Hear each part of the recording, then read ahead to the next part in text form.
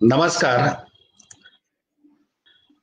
श्री गजानन, सरस्वती आणि गुरूंना वंदन करून आज ह्या अधिक मास निमित्त आयोजित व्याख्यानमालेचं पुढचं पुष्प गुंफण्यासाठी इथे उपस्थित असलेल्या आपल्या आजच्या व्याख्यात्यांचा परिचय करून घेऊया.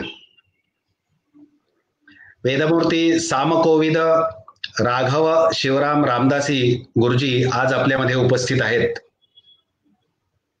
त्यांनी वेदव्यास प्रतिष्ठान संचालित ढालेगावला जी एक मोठी पाठशाळा आहे की ज्या पाठशाळेबद्दल सांगितलं जातं की ते चारही वेदांचं अध्ययन तिथे होतं. चतुर्वेदेश्वर धाम म्हणून ओळखलं जातं.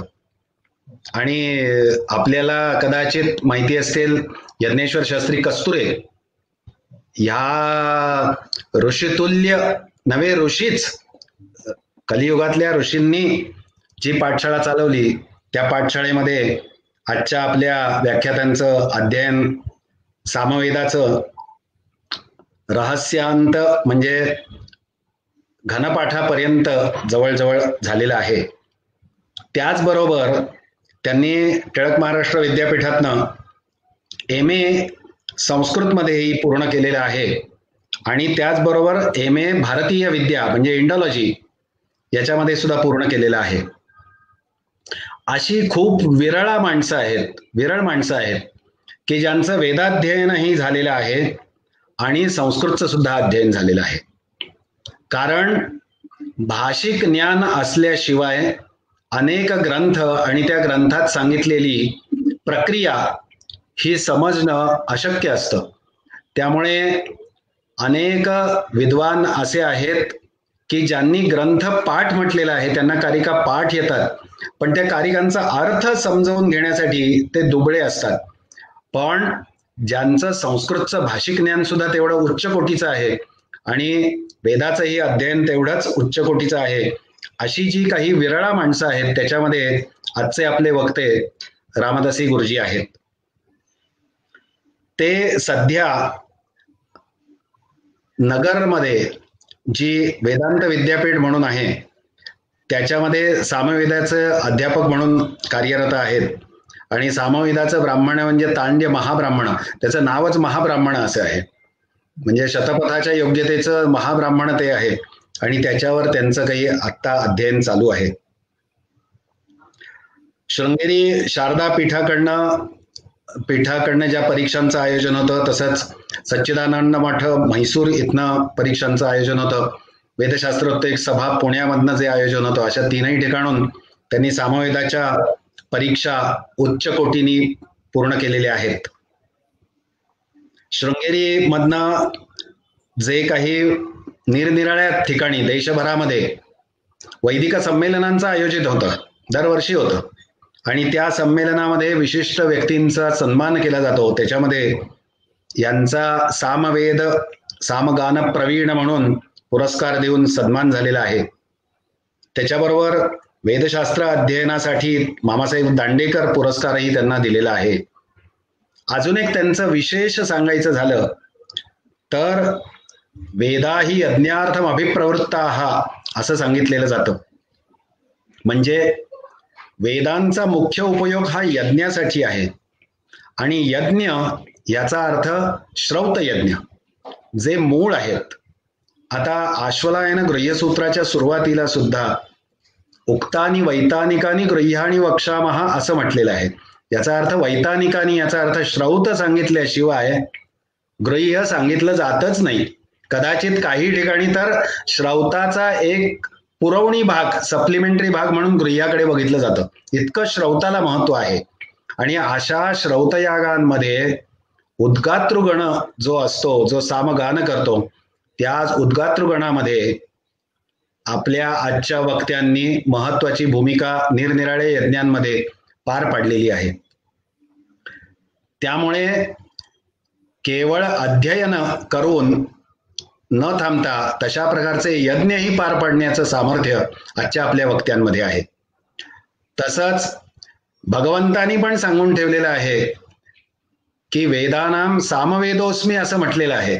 म्हणजे याच्यामध्ये ऋग्वेद, यजुर्वेद किंवा अथर्ववेदाचा कमीपणा दाखवायचा कुठलाही संदर्भ येत नाही. पण ज्या सामगानामुळे भगवंत प्रत्यक्ष प्रकट होतो असं सामर्थ्य सामवेदाचं सांगितलेलं आहे. असे सामवेदी आज आपल्याला इथे वक्ते म्हणून लाभलेले आहेत. मी त्यांना विनंती करतो की सामवेद परिचयात्मक आपल्या व्याख्यानाला त्यांनी सुरुवात करावी. शांताकारं भुजगशयनं पद्मनाभं सुरेशं विश्वाधारं गगनसदृशं मेघवर्णं शुभांगं लक्ष्मीकान्तं कमलनयनं योगभ्यध्यानगम्यं वन्दे विष्णुं भवभैरं सर्वलोकैकनाथं कृष्णाय वासुदेवाय हरये परमात्मने प्रणतः क्लेशनाशाय गोविन्दाय नमो नमः. रामाय रामभद्राय रामचन्द्राय वेदसे रघुनाथाय नाथाय सीतायाः पतये नमः. विघ्नेशं विघ्नशान्तर्थं वाणीं वन्दे विभूतये गुरुं गूढार्थबोधाय प्रणमामि निरन्तरं. यस्य निःश्वसितं वेदा यो वेदेभ्यो गतं जगत् निर्ममेतमहं वन्दे विद्यातीर्थमहेश्वरं. सामवेदजलाकीर्णं छन्दः कल्लोलसङ्कुलं तत्रग्रहान्वितं वन्दे सामवेदमहार्णवम्. आनन्दमानन्दकरं प्रसन्नं ज्ञानस्वरूपं निजबोधयुक्तं योगीन्द्रमीड्यं भवरोगमेत्यं श्रीमद्गुरुं नित्यमहं नमामि. ओं नमो ब्रह्मादिभ्यो ब्रह्मविद्यासम्प्रदायकृतेभ्यो वंश ऋषिभ्यो श्री नमो गुरुभ्यः श्री नमो गुरुभ्यः श्री नमो गुरुभ्यः. ओं नमः सामवेदाय. हरिः ओम्.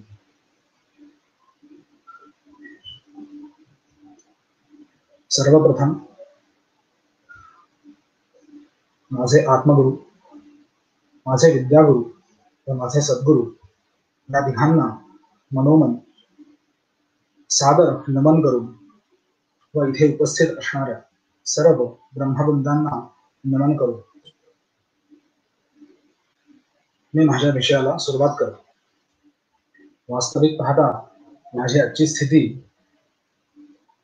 ही कालिदासाने रघुवंशामध्ये जो दुसरा श्लोक म्हणला, लिहिला, रचला त्यानुसार आहे. क्वसूर्य प्रभुवो वंशः क्वचाल्प विषया मतिः तिदरुषुर्दुस्तरं मोहादुरुपे नास्मि सागरम्. कालिदास असं म्हणतो की कुठे तो सूर्यापासून उत्पन्न असलेला वंश आणि कुठे माझी मती. मी अक्षरशः रघुवंश सांगत असताना माझी स्थिती अशी आहे की या महासागरामध्ये मी एक छोटीशी नाव घेऊन वल्लवतोय आणि त्याच्या पार जाण्याचा प्रयत्न करतो. आज ती स्थिती माझी आहे. सामवेदाचं वर्णन करताना सामवेद महारणवम असं वर्णन आहे. आणि या महारणवाची नुसती झलक जरी पाहिली तरी माणसाच्या मनामध्ये धडकी बसते. इतका तो महारणव व्यापक आणि सखोल आहे. हे माझ्या गुरुजींचं, वेदमूर्ती कृष्ण मधोकर पळसकर गुरुजींचं मनापासून आभार मानतो की त्यांनी मला ही बोलण्याची संधी दिली.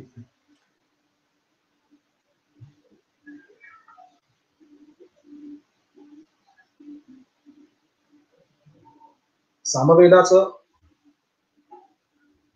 वर्णन करत असताना चरणव्यूहाने सामवेद किती शाखांमध्ये, किती भागांमध्ये विभागला होता ह्याचं वर्णन दिलं आहे. वास्तविक पाहता ते वर्णन अगदी एका पानातलं आहे. खरं तर हा चरणव्यूहाबद्दल असणारा माझा रागही आहे की ऋग्वेदाचा विषय देत असताना अगदी महिदासाने, त्याचे भाष्यकार महिदासाने सुद्धा इतकं सविस्तर दिलंय, ते सामवेदाचं मात्र अगदी एका पानात उरकलंय. पण असो, सामवेदाच्या बाबतीत सामान्यतः सगळ्यांचा हाच समज असतो की सामवेद हा छोटा आहे, पण तसं नाहीये. चरणव्यूहकात ज्यावेळेस सामवेद शाखांचा उल्लेख करतात त्यावेळेस आपल्याला असं दिसतं की आसुरायणीय, वासुरायणीय, वार्तांतरेय, प्रांजल ऋग्वेन विधा, प्राचीन योग्या व राणायनीय अशा प्रकारच्या 6 शाखा त्या कालामध्ये होत्या. आणि राणायणी शाखेमध्ये सुद्धा 9 प्रकारचे भेद होते.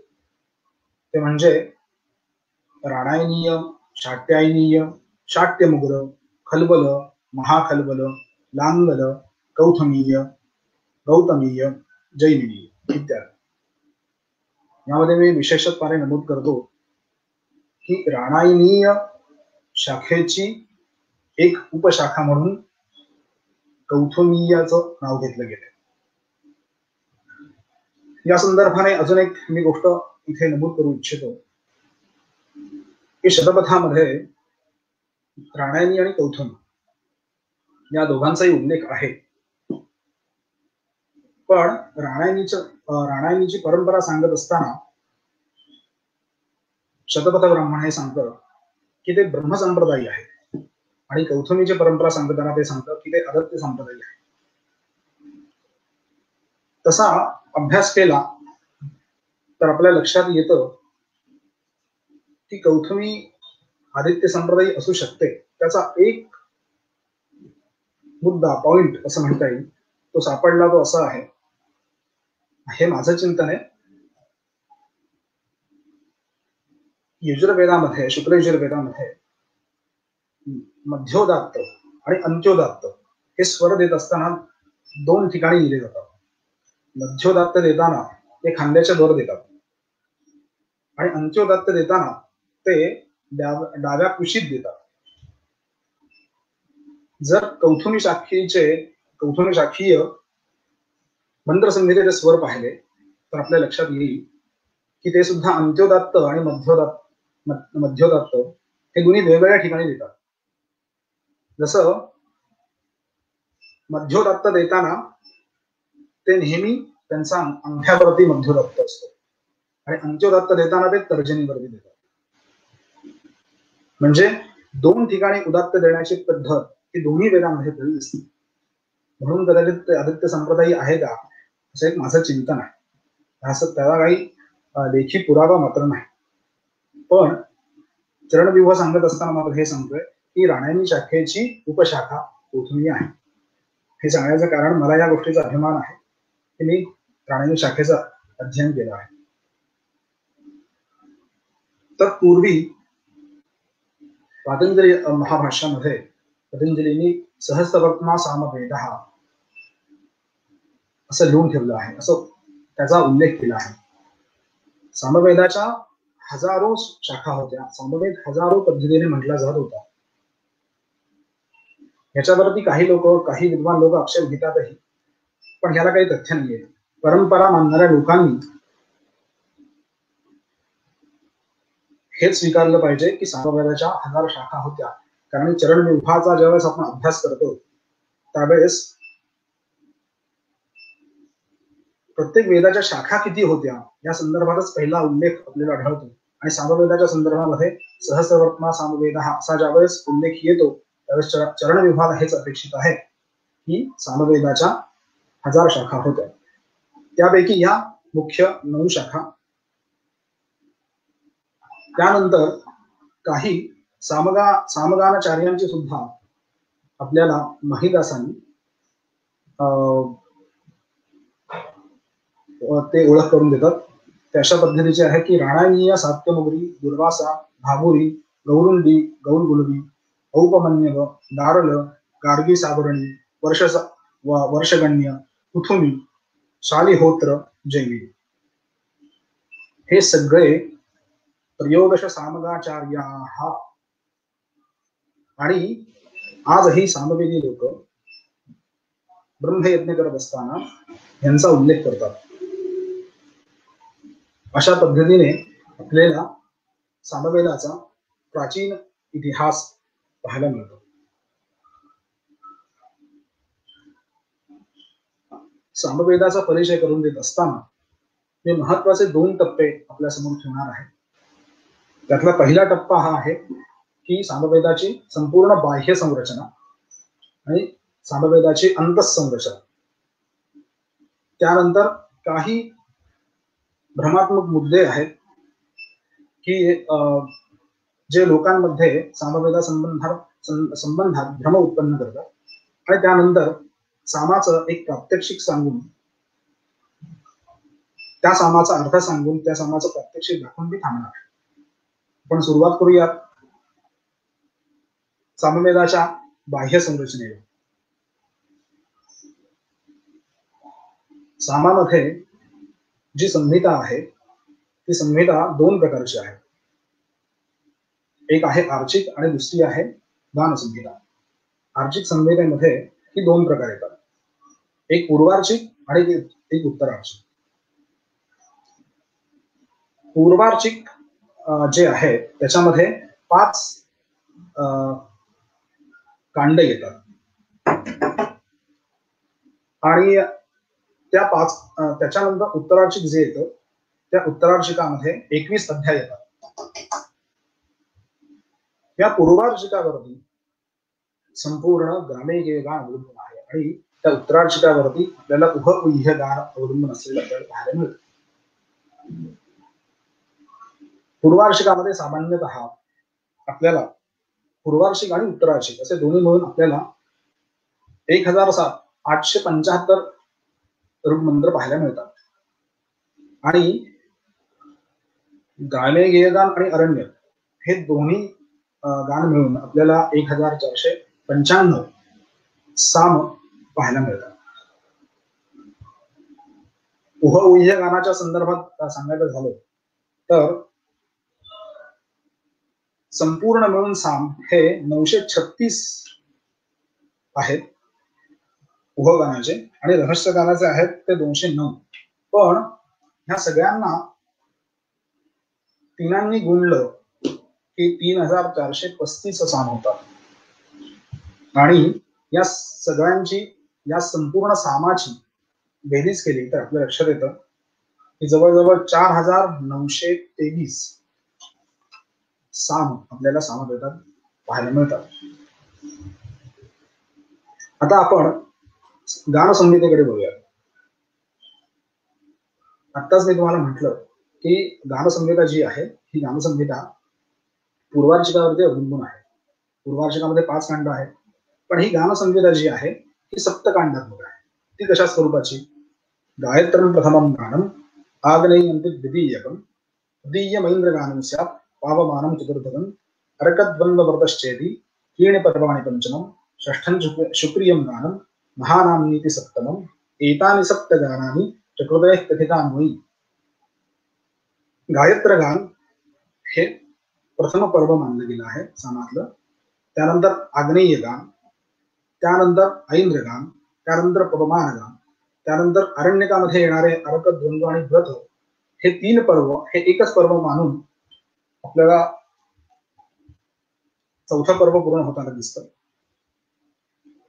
5वं पर्व पूर्ण होताना दिसतं. त्यानंतर 6वं गान जे आहे ते शुक्रिय गान आहे आणि महानामी हे 7वं गान. आता आपल्या लक्षात येईल की गायत्र गानाला यांनी पर्वाचा दर्जा दिलाय. गायत्र गान हे फक्त एक साम म्हणजे जास्तीत जास्त 9 ते 10 पर्वांचा आहे, पण त्याला संपूर्ण एक पर्वाचा दर्जा दिला. याचं कारण मी पुढे सांगणार आहे.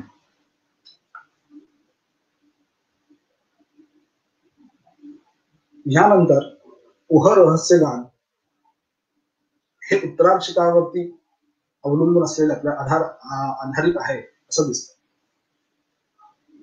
वास्तविक पाहता उह रहस्य गान हे पर्वात्मक नसून हे तंत्रात्मक आहे. या गोष्टीचा आहे उहापोह आता समोर मी करणारच आहे. हे झालं आर्चिका संदर्भात, प्रकृती संदर्भामध्ये, उह्य गाना संदर्भामध्ये. 2 मुद्दे राहून गेले तेवढे सांगतो की प्रकृतीमध्ये ग्रामेय गान आणि अरण्य गान असे 2 विभाग आहेत. ग्रामेय गान का? याचं कारण असं आहे की जे साम गावात म्हणले जातात त्याला ग्रामेय गान असं नाव आहे आणि जे साम अरण्यकात म्हणले जातात त्याला अरण्यगान अशा स्वरूपाचं नाव आहे. आणि या दोघांची मिळून प्रकृती होते. उह्य गानाच्या संदर्भात उहगान हे 7 परमात्मक आहे, उह्यगान हे 7 परमात्मक आहे. पण पारंपरिक मीमांसक त्याला तंत्रात्मक म्हणतात. ह्याचं कारण तांड्य महाब्राह्मणामध्ये लपलेलं आहे. एकंदरीत सामवेदाचे 8 ब्राह्मण आहेत. ते अष्टौहि ब्राह्मण ग्रंथाः प्रौढं ब्राह्मणमादिनं षड्विंशाख्यं द्वितीयं स्यात् ततः सामवेदर्भवेत् आर्षेयं देवताध्यायो भवेत् उपनिषत्ततः संहितोपनिषद्वंशो ग्रंथा अष्टादितिवृताः. अशा प्रकारचे 8 ब्राह्मण आपल्याला पाहायला मिळतात.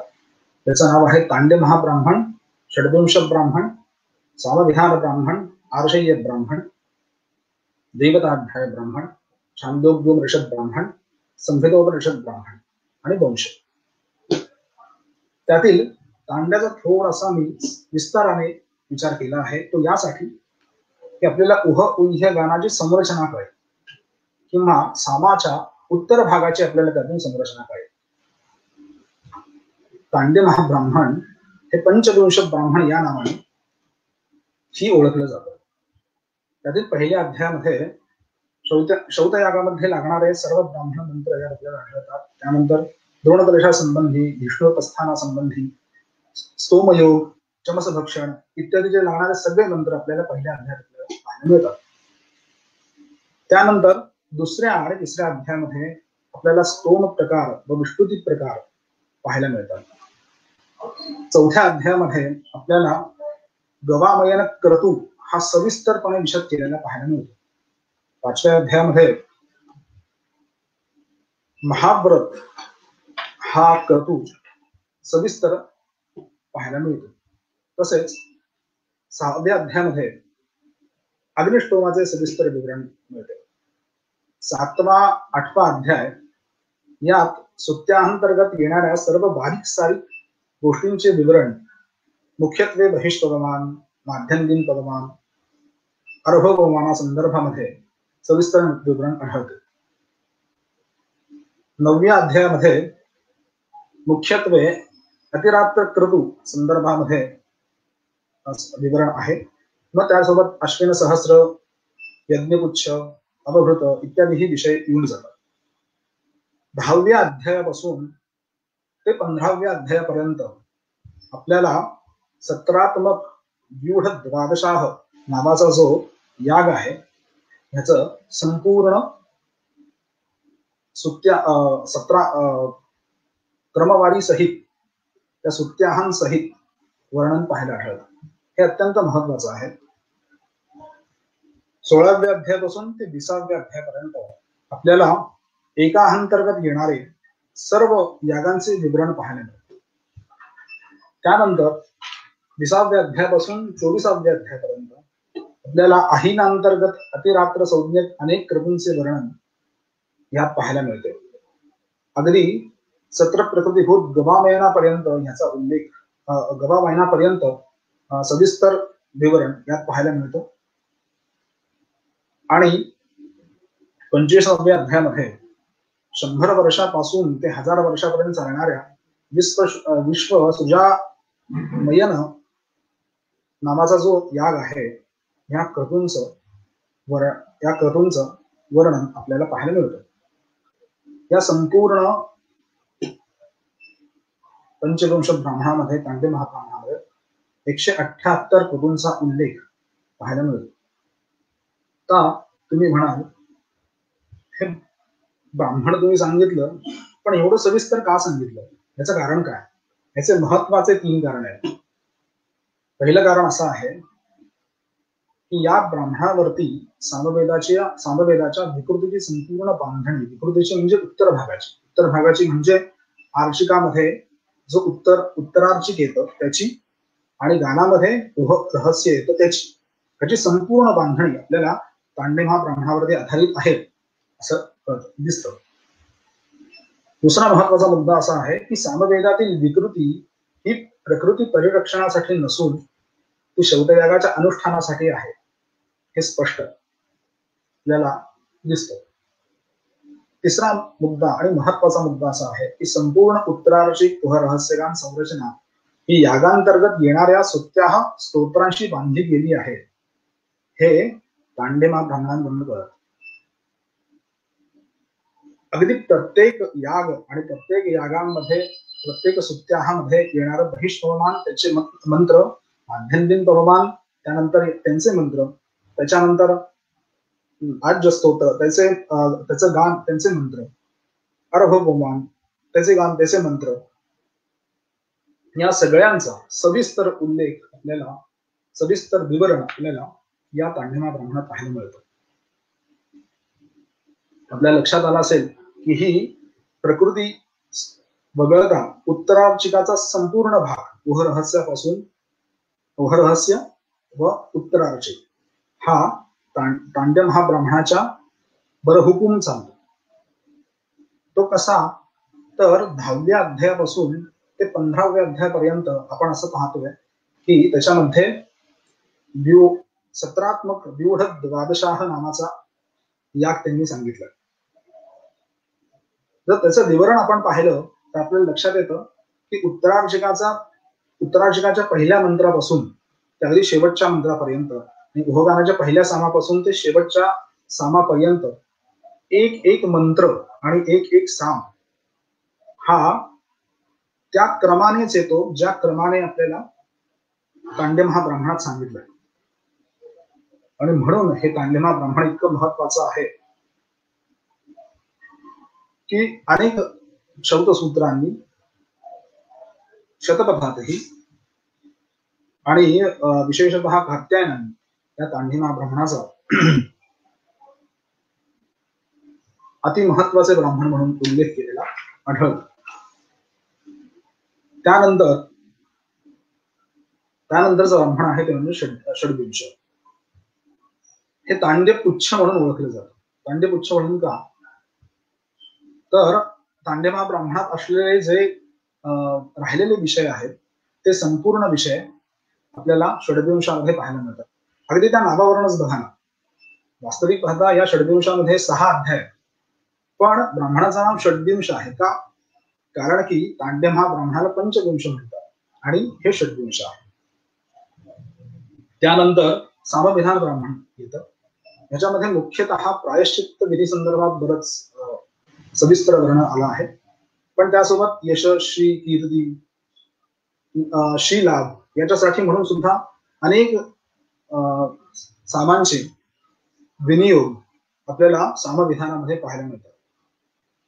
आर्षेय या ब्राह्मणामध्ये प्रकृती गानातील ऋषी अगदी गानक्रमानुसार आपल्याला पाहायला मिळतात. त्यानंतर येतं देवता अध्याय. यात गानक्रमानुसार, प्रकृती गानक्रमानुसार देवता पाहायला मिळतात. यानंतर येतं छांदोग्य मंत्र ब्राह्मण उपनिषद.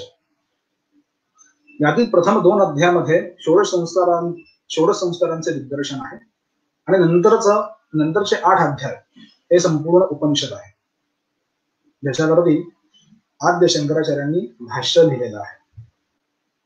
आणि तत्वमसी महावाक्याचा बोध ज्या उपनिषदामध्ये केला आहे ते हे उपनिषद आहे.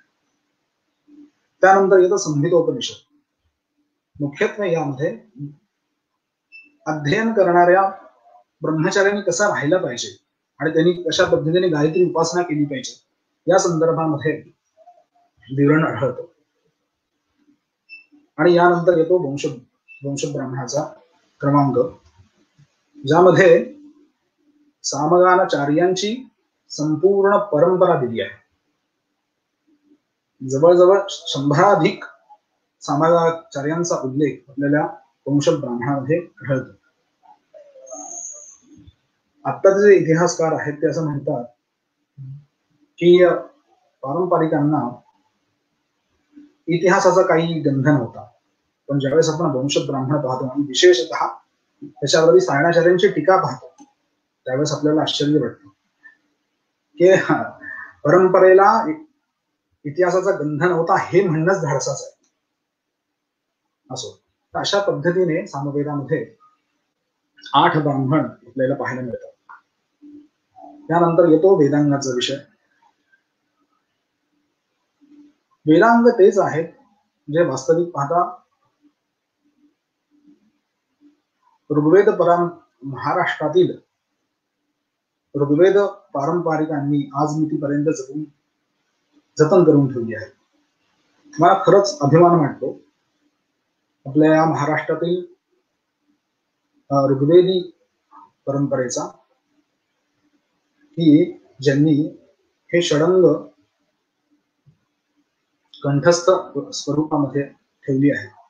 संपूर्ण भारतामध्ये ही परंपरा फक्त आणि फक्त महाराष्ट्रात आहे.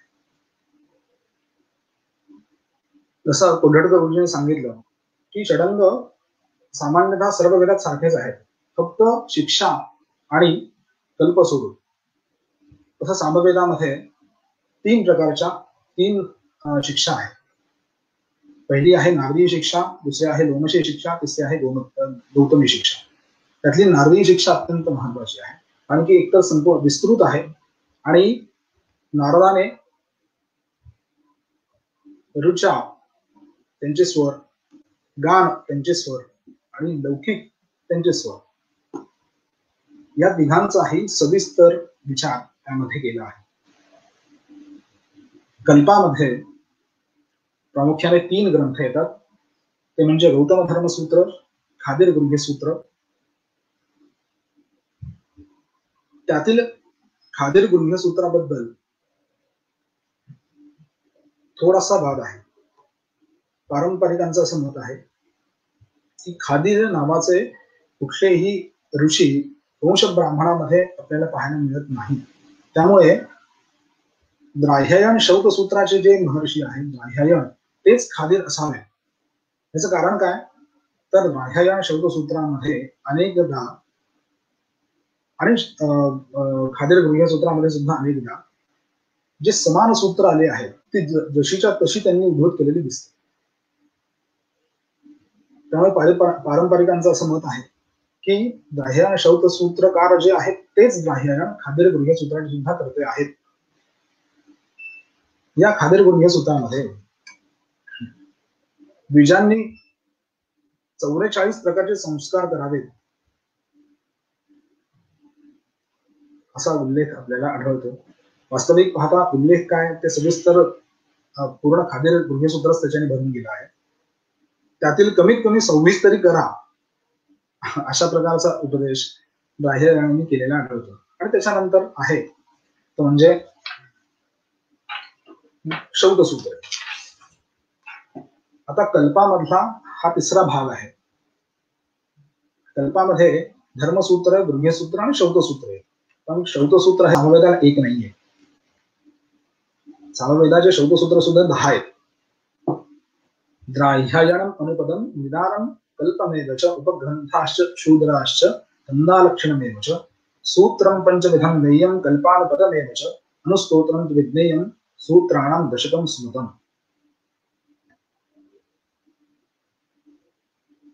द्राह्यायनासारखा सूत्र ग्रंथ अभ्यास करता करता नाकीनऊ येते.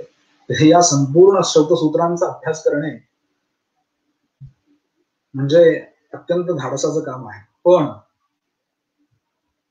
मला ही गोष्ट अभिमानाने सांगावीशी वाटते की पळसकर गुरुजींनी या 10 शौतसूत्रांचा अगदी मूलगामी अभ्यास केला.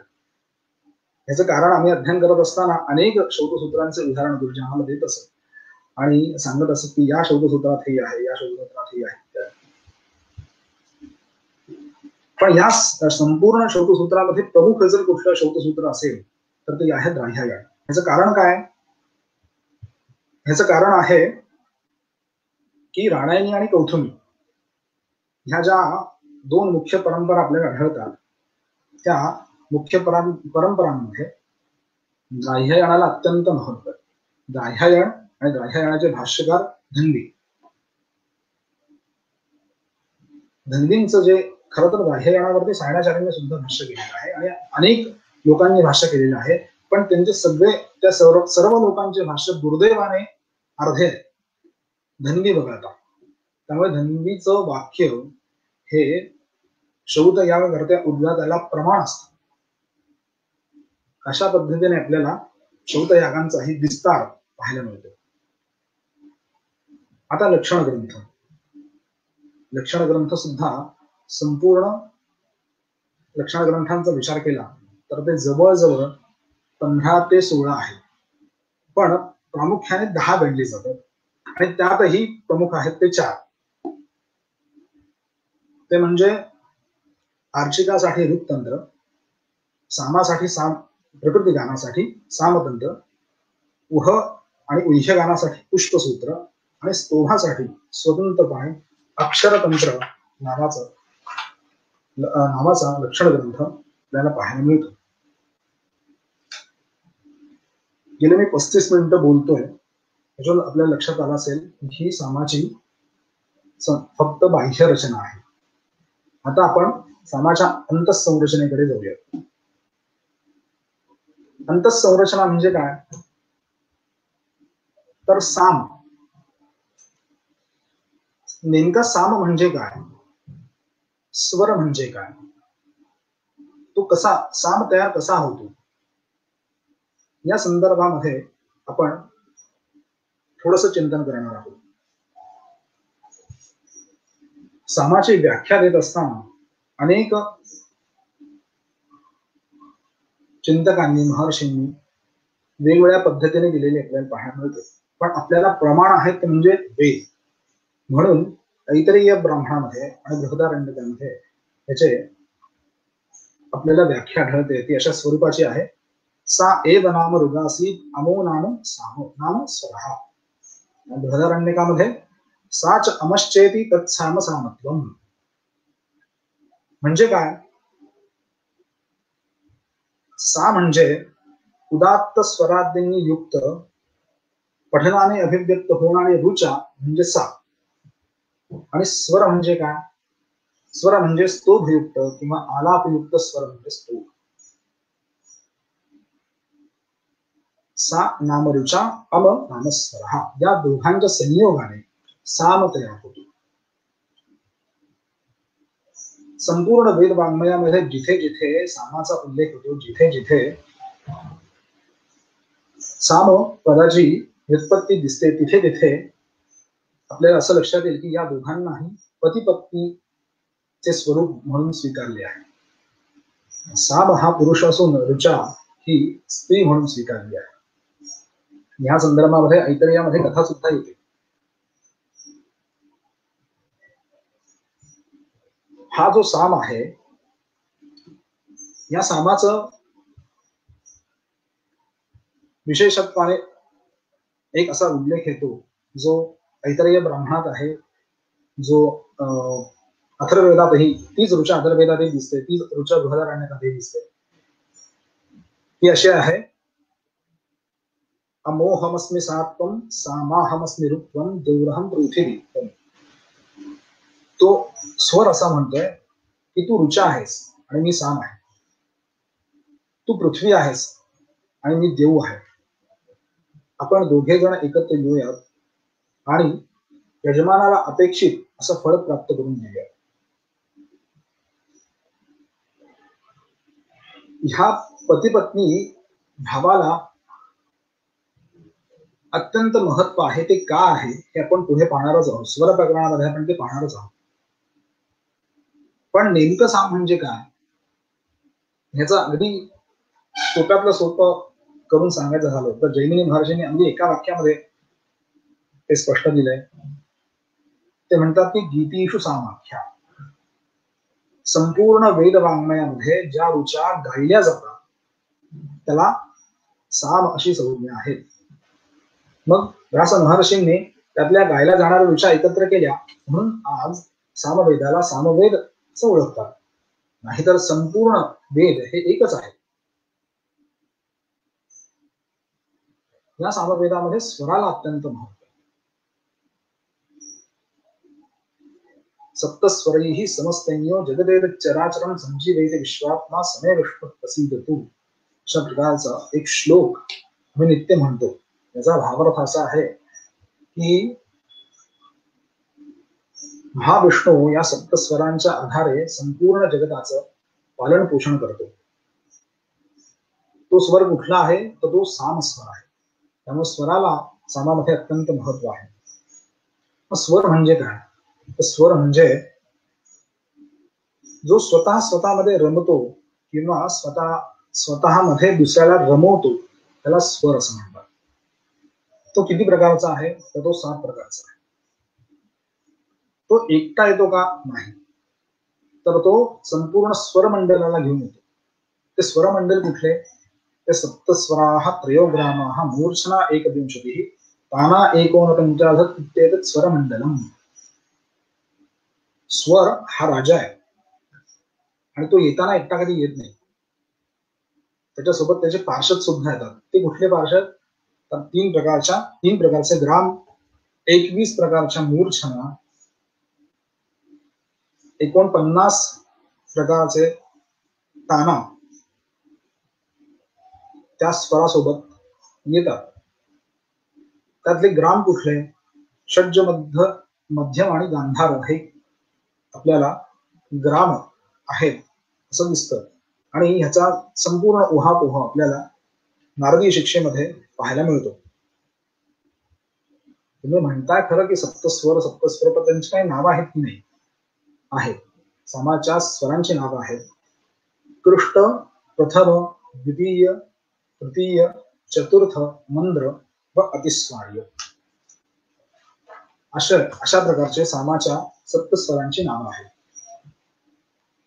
मग ह्या सप्तस्वरांचा आणि लौकिक स्वरांचा काही संबंध आहे का?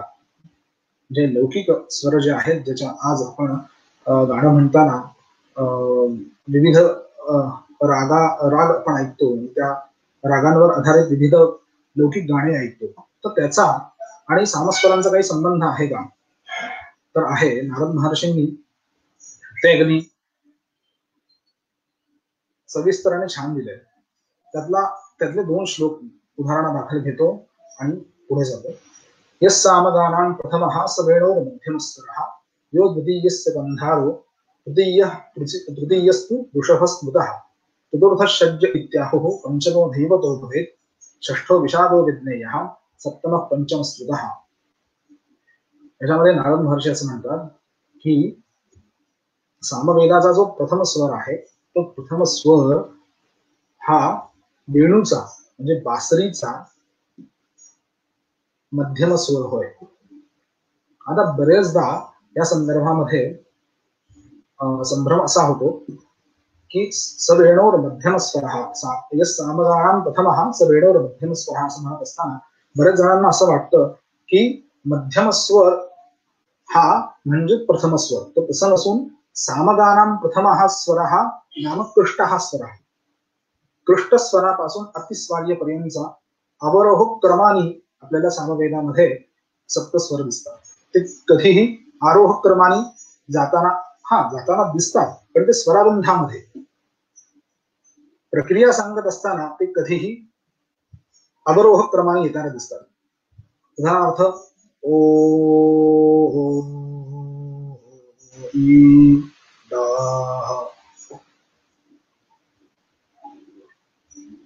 ज्या वेळेस वेणूर मध्यम असं नारद महर्षी म्हणतात त्यावेळेस त्यांना अपेक्षित आहे सा रे ग म प ध नि सा नि ध प म ग रे सा ध नि प हा स्वर त्यांना अपेक्षित आहे. मध्यमेपासून ते अगदी खर्जापर्यंतचा.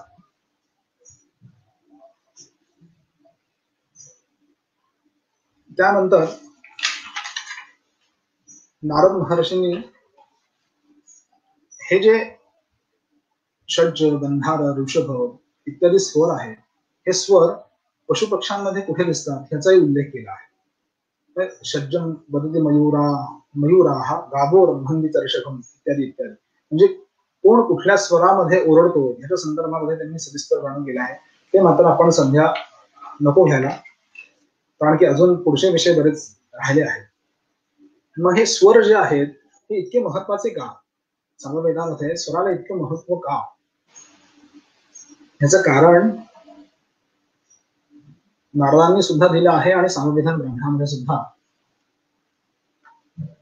पहिल्याच खंडामध्ये ते आपल्याला पाहायला मिळतं. ते असं आहे, कृष्णेन देवाः जीवन्ति प्रथमेन तु मानुषाः. नारद महर्षी असं म्हणतात की सामाचे सप्तस्वरावरूनच हे संपूर्ण सृष्टी, संपूर्ण देवांपासून ते अगदी स्थावर जंगमांपर्यंत संपूर्ण जीव अन्न प्राप्त करत असतात. ते कसे? तर कृष्णेन देवाः जीवन्ति, कृष्णापासून देव अन्न मिळवतात. प्रथमेन तु मानुषाः, प्रथम स्वरापासून मनुष्य अन्न मिळवतात. पशुवस्तु द्वितीयेन, द्वितीय स्वरापासून पशु अन्न मिळवतात. गंधर्वाप्सरसस्तनू, द्वितीय स्वरापासून गंधर्व अप्सरा सुद्धा अन्न मिळवतात. अंडजाः पितराश्चैव चतुर्थ स्वरजीविनः, जे अंड्यात उत्पन्न होणारे जीव आहेत ते आणि पितर हे चतुर्थ स्वरापासून अन्न प्राप्त करतात. मंद्रंचैव उपजीवन्ति पिशाचासुर राक्षसाः, पिशाच आणि असुर लोक ह्यांना मंद्र स्वरापासून अन्न जीवन प्राप्त होतं. अतिस्वारेण नीचेन जगत स्थावर जंगमम, जो अतिस्वार्य नावाचा स्वर आहे त्याच्यापासून संपूर्ण स्थावर जंगम, या सृष्टीवर असणारे स्थावर आणि जंगम पदार्थांना अन्न प्राप्त होतं. अशा पद्धतीने सामाच्या नुसत्या उच्चारणाने देवाधिकांपासून ते स्थावर जंगमापर्यंत लोकांना अन्न प्राप्त होतं, असा उल्लेख वेदामध्ये सामविधान ब्राह्मणामध्ये आपल्याला पाहायला मिळतो. यावरून सामस्वर हे स्वतः एक प्रकारे यज्ञस्वरूप कसे आहेत हे आपल्याला जाणवलं असेल. यातील कुठल्याही प्रकारचा हे करत असताना त्यांना कुठल्याही प्रकारचा हविर्द्रव्याची आवश्यकता लागत. ते नुसते म्हटले तरी सुद्धा देव तृप्त होतात, मानव तृप्त होतात. सृष्टीतील एकूण एक पदार्थ हा तृप्त होतो. म्हणून स्वरांना अत्यंत महत्व आहे. या संदर्भातच पुढे सामस्वर म्हणत असताना, सामगान करत असताना ते कसं केलं पाहिजे आणि कसं करू नये याचा उल्लेख आलेला आपल्याला आढळतो. कसं करू नये हे कळलं की काय करायचं हे कळतं. म्हणून गान दोष प्रामुख्याने मी घेतले आहेत.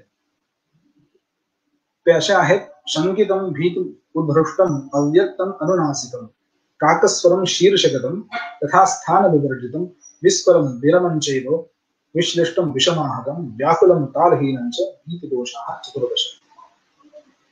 आता एखादा साम गाणारा व्यक्ती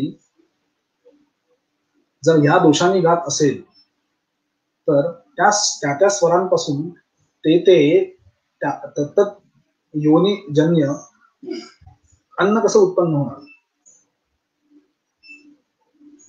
म्हणून नारदीय शिक्षा असे म्हणते की हे 14 प्रकारचे दोष हे सामगांनी अजिबात अंगी बाळगता कामा नये. त्यातला पहिला आहे, आपण म्हणतोय याबद्दलची असणारी शंका, आपण बरोबर म्हणतोय की चूक म्हणतोय. त्यानंतर भीती, त्यानंतर चिडचिड, राग, अस्पष्ट म्हणणे, नाकातून म्हणणे, कावळ्याप्रमाणे वृक्ष म्हणणे, चिरक्या आवाजात म्हणणे, स्थान विवर्जित म्हणणे म्हणजे पहिल्या स्वराऐवजी दुसरा स्वर म्हणणे, दुसऱ्या ठिकाणी तिसरा म्हणणे, तिसऱ्या चौथा म्हणणे, स्थान विवर्जित पद्धतीने म्हणणे, विरस अत्यंत वृक्ष म्हणणे, उच्च नीच विरहित म्हणणे, एका लयीत न म्हणणे, निरंतरता न जपणे, त्यानंतर व्याकुळपणे म्हणणे. व्याकुळपणे म्हणणे म्हणजे ज्या पद्धतीने एखादा श्वान रात्री व्याकुळ स्वरात ज्या पद्धतीने ओरडतो तसं अजिबात ओरडायचं नाही म्हणून नारद महर्षी सांगतात. आणि त्यानंतर मात्रा विरहित म्हणणे हे संपूर्ण गानाचे हे गान दोष म्हणून सांगितले आहे. आता गान गुण सुद्धा आहेत, ते सुद्धा भरपूर सविस्तर आहेत, पण त्यातल्या त्यात एका श्लोकावरून आपल्याला नेमकं गाणाऱ्या माणसाने कसं गावं हे कळू शकतं. त्यांनी असं सांगितलंय की आचार्य सममिच्छन्ति तदच्छेदं पंडिताः स्त्रियो मधुरमिच्छन्ति विकृष्टमितरे जनाः. तुम्ही एखादा सामगान गाणारा जर सभेमध्ये सामगान असेल तर त्यांनी ह्या सर्व लोकांची अपेक्षा पूर्ण केल्या पाहिजेत, म्हणजे तो व्यवस्थित गातोय असं सिद्ध होतं. ते म्हणजे कुठलं, समोर सभेत बसणारे जे आचार्य आहेत त्या आचार्यांना असं वाटलं पाहिजे की हा मात्रा, त्यानंतर पदबंध, स्वरबंध व्यवस्थित पद्धतीने गात आहे. समोर जे पंडित बसले आहेत त्यांना असं वाटलं पाहिजे की हा ज्या पद्धतीने पद म्हणतोय, उच्चारण करतो आहे, ज्या पद्धतीने व्यवस्थित ज्या ठिकाणी थांबायचं त्या ठिकाणी थांबतो आहे. त्यानंतर स्त्रिया ज्या आहेत त्या स्त्रियांना नेमकं पद आणि मात्रा या संदर्भात काही समजत नसल्यामुळे त्यांना तो किती सुंदर म्हणतोय एवढंच अपेक्षित आहे, आणि इतर जन आहेत त्यांना मात्र तो किती मोठ्याने म्हणतोय हे अपेक्षित आहे. ह्या 4 अपेक्षा जरी पूर्ण केल्या तरी सुद्धा आपल्याला गान गुण समजू शकतात. ह्याच संदर्भामध्ये मी एक महत्वाचा मुद्दा मांडू इच्छितो की नारदी शिक्षेमध्ये सामस्वराबद्दल बरेच सूक्ष्म विचार आपल्याला पाहायला मिळतो. जवळजवळ पहिल्या प्रपाठकामध्ये 8 ते 9 खंड त्यांनी त्या सामस्वरा संदर्भात, आणि उत्तरखंडामध्ये सुद्धा जवळजवळ 5 ते 6 खंड या स्वरा संदर्भात त्यांनी विस्तृत वर्णन केलेलं आहे. पण तरी सुद्धा अगदी संता नारद महर्षींनी एक महत्वाचा श्लोक इथे उद्धृत केला आहे. तो असा आहे, तुंबरू नारद वशिष्ठ विश्वा वसवादयश्च गंधर्वाः सामसु मृदंगरणं स्वर सौक्ष्म्यात् केपि न कुर्युः. फक्त नारदांनीच नव्हे तर वसिष्ठांनी, तुंबर ऋषी, विश्वा, वसु इत्यादी गंधर्वांनी साम स्वराच्या संदर्भामध्ये सूक्ष्म व्याख्या करण्याचा प्रयत्न केला, पण त्यांना तो परिपूर्ण पद्धतीने करता आला नाही. मग स्वर साम विमर्शाला म्हणजे सामस्वर मात्रेला काहीच आधार नाही का, तर असं मात्र नाहीये. नारदी शिक्षेच्या शेवटी सामवेद आचार्य किंवा शिक्षक कसा असला पाहिजे, आचार्यकम नावाचे 5 गुण त्यांनी दिले आहेत. ते अशा आहेत की पहिला गुण आहे तो मुखम, की जो सामाचा आचार्य आहे त्यांनी सामगान करत असताना हस्ताग्रावरती पाहिलं पाहिजे. त्यानंतर सामस्वर बोटांवरती व्यवस्थित दाखवले पाहिजे. त्यानंतर त्याचं लक्षण ग्रंथांवरती उत्तम अभ्यास पाहिजे. त्यानंतर चौथा आणि महत्वाचा विषय आहे तो म्हणजे गुरु परंपरेने प्राप्त स्वरवर्णांचे जे गुरु परंपरेने प्राप्त ज्या पद्धतीने स्वरवर्ण आहेत त्या पद्धतीने म्हणणे ही प्रतिज्ञा आहे. त्यानंतर उच्चारणा हा 5वा गुण आहे तो म्हणजे लक्षणानुसार गुरु परंपरेने प्राप्त मंत्रांचा उद्घोष करणे इत्यादी. आता हे सांगण्याचं कारण असं आहे की बरेचदा लक्षणांवरून सामगानाच्या स्वरांमध्ये छेडछाड करताना अनेक जण दिसतात. त्याबद्दल नारद असं म्हणतात, नारद महर्षी असं म्हणतात की तुम्हाला जरी लक्षण व्यवस्थित माहिती असतील, तुम्ही लक्षणांचा अभ्यास व्यवस्थित केला असेल तरी सुद्धा अत्रोच्यते श्रेयः खलु सप्रतिज्ञोच्चारणः. जर लक्षणांचं व्यवस्थित ज्ञान तुम्हाला होत नसेल तर गुरु परंपरा प्राप्त गुरु परंपरागत मंत्रस्वर वर्णानुपूर्वी स्वरूप धारणा प्रतिज्ञात महत्वाची आहे. म्हणजे गुरु परंपरेने प्राप्त झालेलं तुम्हाला स्वर वर्णाचं ज्ञान जसं आहे तसं म्हणणंच महत्वाचं आहे. लक्षणानुसार जर तुम्ही आज ते बदलत असाल तर ते मात्र चुकीचं आहे. कारण लक्षणानुसारी लक्ष कधीच नसतं, लक्षानुसारी लक्ष नसतं. आणि म्हणून पुढच्या श्लोकात ते हेही सांगतात की यस्य कस्यचित् वर्णस्य करणं नोपलभ्यते प्रतिज्ञा तत्र बोधव्या करणं ही तदात्मकम्.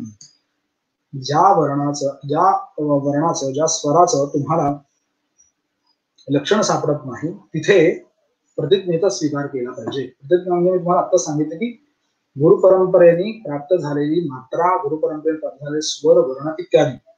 मग करण जे आहे हे त्या परंपरेतच आहे, त्या परंपरागत स्वरवर्णांमध्येच त्याचा अंतर्भाव होतो. हे झालं स्वराचं. म्हणजे स्वर किती महत्वाचे आहेत सामवेदामध्ये हे आतापर्यंत तुम्हाला सांगितलं. पण रुचांचं स्वरांमध्ये परिवर्तन होत असताना ते कशा स्वरूपाचे होतात? प्रत्येक वेळेस रुचांना पृष्ठापासून अतिस्वरापर्यंत असे स्वर लागतात का? तर तसं मात्र नाहीये. आपल्याला असं दिसतं की ज्यावेळेस मंत्र गान स्वरूपात परिवर्तित होतात त्यावेळेस त्याच्या मागे 8 कारणं असतात. ती कारणं कुठली कुठली आहेत? त्याला विकार ही अशी संज्ञा आहे. त्यातले त्या 8 कारणातलं पहिलं कारण आहे विकार, दुसरं आहे विश्लेषण, तिसरं आहे विकर्षण, चौथा आहे विश्राम, पाचवा आहे अभ्यास, 6वा आहे लोप, 7वा आहे आगम आणि 8वा आहे स्तोभ. एक एक आपण पाहूया. 8 कारणातलं पहिलं कारण आहे विकार. विद्यमान वर्णस्य स्थाने वर्णांतरोच्चारण विकार. असलेल्या शब्दाऐवजी निराळ्या वर्णाचा उच्चार करणे म्हणजे विकार. आता उदाहरणासहित आपण जाऊयात म्हणजे ते लक्षात येईल. अग्न आया हि भीतये गृणानो हव्यदातये निहोता सत्सिबर्हिति. या मंत्राचे सामवेद प्रकृती गानामध्ये 3 साम आहेत. त्यातल्या पहिल्या सामामध्ये आपल्याला असं पाहायला मिळतं की अग्न आया हि अग्न या पदाचं सामस्वरूप होत असताना ओग्नाही अशा स्वरूपाचं होतं. महाविकार आहे. त्यानंतर विश्लेषण, संधी विच्छेद विश्लेष. 2 संधींचा केला जाणारा भंग म्हणजे विश्लेषण होय. ते कशा स्वरूपाचं आहे? उदाहरण वीतये हे पद आहे. सामात म्हणत असताना बोलतो या वीतये या एका शब्दाचं बोलितो याई झालेलं दिसतं. त्यानंतर विकर्षण, ह्रस्वस्थाने दीर्घस्योच्चारणं, दीर्घस्थाने कृतस्योच्चारणं विकर्षणं.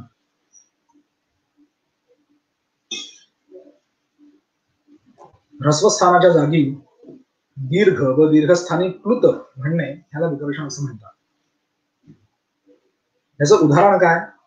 आतये ह्या पदामध्ये ये हे जे अक्षर येतं ते सामात आल्यानंतर या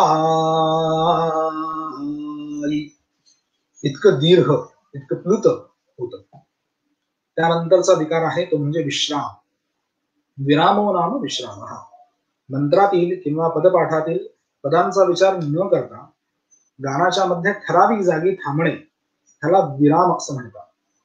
याचं उदाहरण असं आहे गृणानो हव्यदातये. हे जे पद आहे ज्यावेळेस नेमकं ते सामामध्ये येतं त्यावेळेस गृणानो हा यादातो या. वास्तविक पाहता गृणानः हव्यदातये असं ते संधी विच्छेद व्हायला हवा होता. पण गानात येत असताना मात्र विराम या विकारामुळे ते गृणानो हा इथेच थांबतं आणि व्यादातो या अशा पद्धतीने साम पूर्ण होतो. त्यानंतर आहे अभ्यास. पुनरुच्चारणम अभ्यास. अभ्यास म्हणजे एखाद्या पदाचं पुन्हा पुन्हा उच्चारण होणे. ते कसं? वीतये, तो याई, तो याई. वीतये मधले तो ये ह्याचा अभ्यास होताना तो याई असं झालेलं पाहायला मिळतं. त्यानंतर लोपहा, वर्णस्य अनुच्चारणम लोपहा म्हणजे रुचेत असलेल्या अक्षराचा अथवा शब्दाचा मुळीच उच्चार न करणे ह्याला लोप असं म्हणतात. त्याचं उदाहरण आहे बारिहिशी, छा इबा औ हो बा ही शी. बारिहिशी ह्या पदामध्ये जो रकार होता तो लोप झालेला आपल्याला सामामध्ये दिसतो. त्यानंतर येतो म्हणजे आगम. अधिक वर्णस्य उच्चारणम आगमः. रुचेत नसलेल्या शब्दांचा अथवा अक्षरांचा गानात केलेला उच्चार म्हणजे आगम. आता तुम्ही म्हणाल की पुढे स्तोभाची सुद्धा जी व्याख्या तुम्ही सांगणार आहात ती व्याख्या आणि ह्या व्याख्येमध्ये काहीच फरक नाही. सायणाचार्य सांगताना स्तोभाची व्याख्या अनुगाद्यक्षरम स्तोभा असं सांगतात. म्हणजे सामामध्ये मंत्रा व्यतिरिक्त असणारे जास्तीचे शब्द त्याला स्तोभ असं म्हणतात. मग ह्याच्यामध्ये आगमामध्ये आणि स्तोभामध्ये फरक काय आहे? तो फरक आहे अशा स्वरूपाचा आहे की आगम हे कधीही स्तोभ हे कधीही मंत्रामध्ये येत नाही. ते एकतर मंत्राच्या आधी असतात किंवा नंतर असतात. जसं हाऊ तमित्सत्पथा अशी हाऊ. हाऊ हा स्तोभ आहे. त्वमित्सत्प्रथा अस्य हा मंत्र आहे. त्वमित्सत्प्रथा अशी पुन्हा हाऊ. म्हणजे सामामध्ये पर्वामध्ये मंत्र असेल तर त्या मंत्रामध्ये कधीही स्तोभ येत नाही, तर तो आदी अंती लागतो. त्याला अन्वयी आणि अनुषंगिक असं म्हणतात. आगम मात्र तसा नाहीये. आगम मात्र तो मंत्रातच येताना दिसतो. त्याचं उदाहरण आहे दे वै भार्मा. मंत्र आहे देवेभ्यत्मा, देवेभिः असा मंत्र आहे. पण सामात होताना दे वै एकार जास्त आलेला दिसतो. हा आगम आहे. अजून एक त्याचं दुसरं उदाहरण आहे.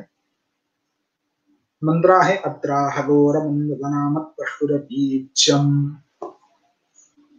पण ज्यावेळेस हा सामात येतो त्यावेळेस नामत्पष्टुरपी चिया मिया उवा. चियम ह्या पदाचं सामात रूपांतर होत असताना चिया मिया उवा अशा स्वरूपात होताना दिसतं. म्हणून स्तोभामध्ये आणि आगमामध्ये थोडा फरक असलेला आपल्याला पाहायला मिळतो. आता आपण स्तोभा संदर्भात थोडस बोलूया. आताच मी तुम्हाला सांगितलं की सामामध्ये ऋगा व्यतिरिक्त असणारे जे स्तोभा जे अक्षर आहेत त्यांना स्तोभ असं म्हणतात. ते स्तोभ दोन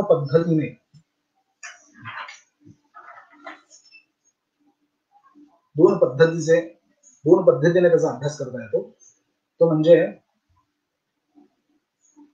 काही अक्षर स्तोभ आहेत, काही पदस्तोभ आहेत आणि काही वाक्य स्तोभ आहेत.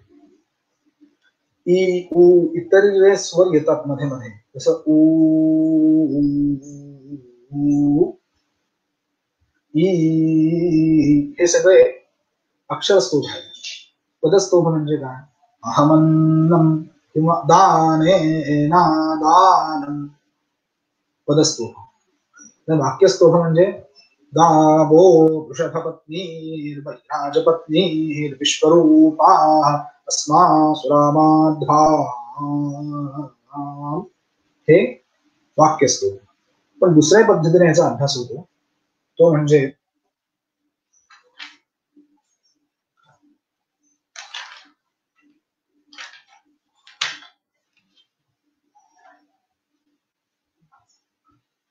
दुसऱ्या पद्धतीने त्या स्तोभांचा आपल्याला अभ्यास करता येतो. ते आपण पुढे पाहूया. तर पूर्वी आपण पंचवेद सामाविषयी थोडस चिंतन करूया. आतापर्यंत आपण साम म्हणजे काय हे पाहिलं, स्वर म्हणजे काय हे पाहिलं, त्यानंतर विकार म्हणजे काय हे पाहिलं. पण ह्याच्याने साम पूर्ण होतो का? तर ह्याच्याने साम पूर्ण होत नाही. त्याच्यासाठी म्हणून आपल्याला पंचविध साम म्हणजे काय आहे हे समजून घेणं अगत्याचं आहे. पंचविध साम, पंच भक्ती म्हणजे काय हे आपण थोडंसं समजून घेऊयात आणि पुढे जाऊयात. संपूर्ण सामवेदामध्ये जितके साम आहेत ते साम पंच विभक्ती पर आहे, पंचभक्ती पर आहे. त्या भक्ती कुठल्या? प्रस्ताव, उद्गीत, प्रतिहार, उपद्रव, निधन ह्या 5 भक्ती. म्हणजे ह्या 5 भागांमध्ये संपूर्ण साम हा विभागला गेलेला आपल्याला दिसतो. हे जी नावं आहेत ही कशावरून आलेली आहेत? ही संपूर्ण नावं ही यागांतर्गत जे स्तोत्र पठण होतं त्या स्तोत्र पठणाच्या वेळी जे ऋत्विज असतात, उद्गाता, प्रस्तोता, प्रतिहर्ता, यावरून या पंचभक्तीचे नावं पडलेली आपल्याला दिसतात. मग भक्ती म्हणजे काय? तर शंकराचार्यांनी छांदोग्योपनिषदामध्ये 2ऱ्या अध्यायामध्ये ज्यावेळेस भक्तीची व्याख्या केली आहे त्यावेळेस सामवेदाच्या संदर्भामध्ये भागहा भक्ती असं दिलेलं आहे. म्हणजे सामवेदामध्ये जे 5 प्रकारचे भाग होतात त्याला त्यांनी भक्ती अशी संज्ञा दिली आहे.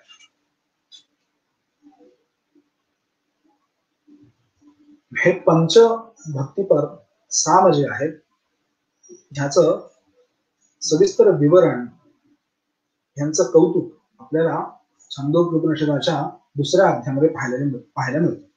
वास्तविक पाहता छांदोग्योपनिषदाच्या 1ल्या आणि 2ऱ्या अध्यायामध्ये आपल्याला सामाबद्दलच वर्णन आढळतं. जसं की 1ल्या अध्यायामध्ये पण ते सामाच्या स्वतंत्र घटकांनी 1ल्या अध्यायामध्ये पाहायला मिळतं, जे 2ऱ्या अध्यायामध्ये पंचभक्तीच्या स्वरूपात आहे. जसं की 1ल्या अध्यायामध्ये ओंकार, प्रस्ताव, उद्गीत, प्रतिहार आणि स्तोभ या स्वरूपात सामाचं वर्णन, कौतुक पाहायला आपल्याला आढळतं. ओंकाराच्या अनुषंगाने 1ल्या अध्यायामध्ये त्यांनी प्राणोपासना सांगितली आहे आढळते. उशस्ती चाक्रायण कथाच्या अनुषंगाने त्यांनी प्रस्ताव भक्तीची देवता ही कशा पद्धतीने प्राण आहे, उद्गीत भक्तीची देवता कशा पद्धतीने आदित्य आहे, प्रतिहार भक्तीची देवता ही कशा पद्धतीने अन्न आहे, हे सविस्तर वर्णन आपल्याला उपनिषदाच्या 1ल्या अध्यायातील 8व्या 9व्या खंडामध्ये पाहायला आढळतं. आणि सगळ्यात शेवटच्या खंडामध्ये आपल्याला 13 प्रकारच्या स्तोभांचं वर्णन पाहायला मिळतं.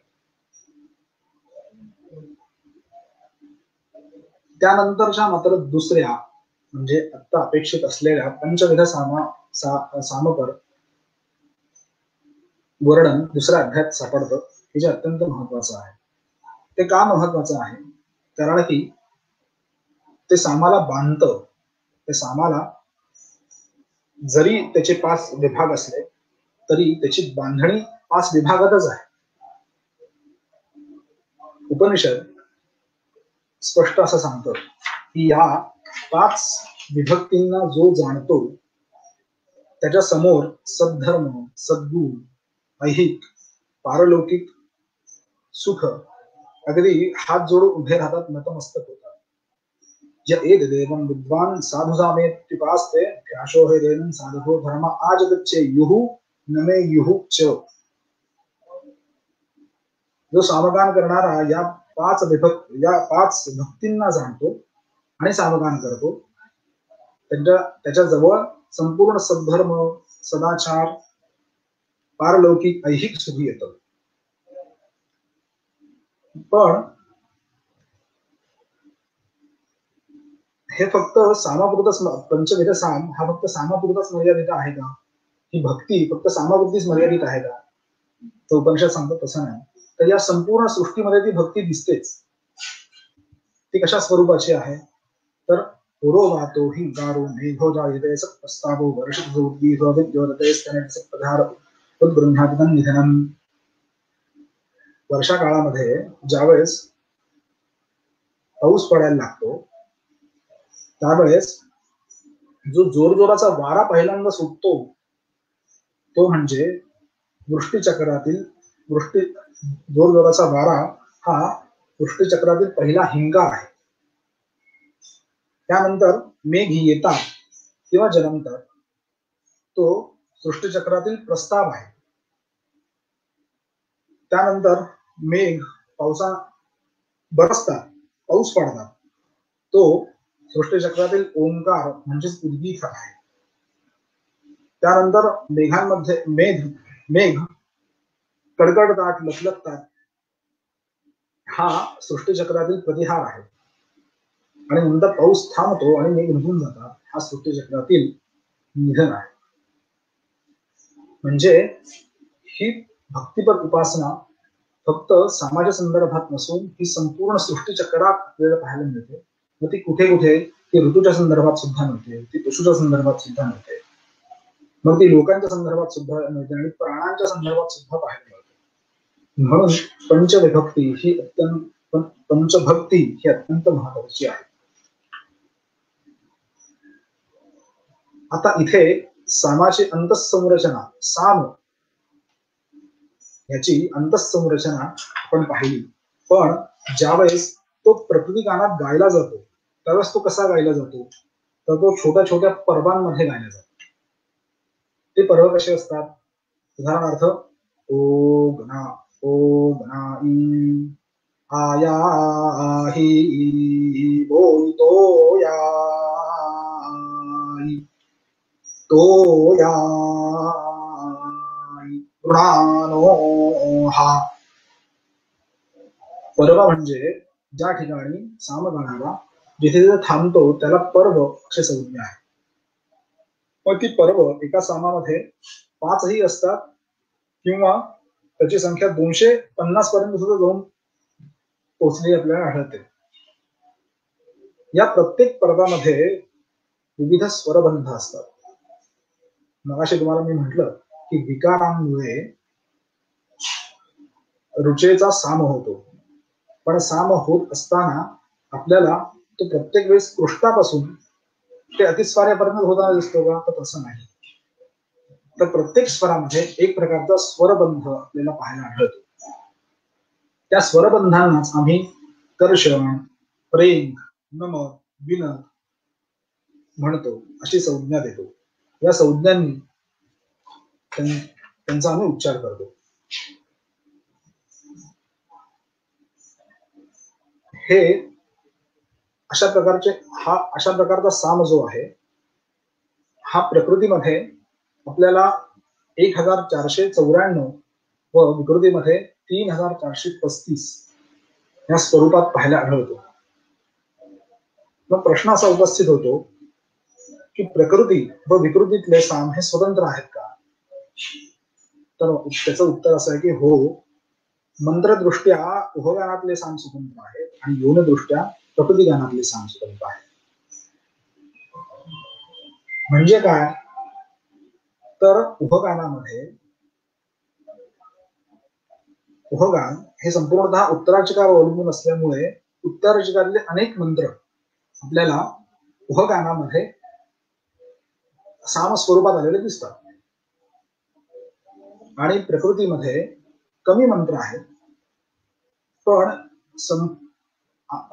योनी गाणं दिसतं. प्रत्येक साम हा योनी गानात प्रत्येक साम हे योनी गाणंच आहे प्रकृतीतलं. मग हे योनी गाणं म्हणजे काय हे समजून घेणं अत्यंत महत्वाचं. योनी म्हणजे प्रकृतीतील विशिष्ट सामांचा त्या सामा बरहुकून पर्वबंध व स्वरबंध म्हणजे योनी होय. म्हणजे काय? तर योनी हा पर्वबंधाचा व स्वरबंधाचा असा साचा आहे की ज्यात विकृतीतील कुठलीही ऋचा म्हटली तरी ती तशीच म्हणली जाते जशी प्रकृतीतील त्या सामातील, त्या विशिष्ट सामातील स्वरबंधामध्ये आणि पर्वबंधामध्ये त्या साच्यामध्ये पाहायला मिळते. आता हे पर्वबंध आणि स्वरबंध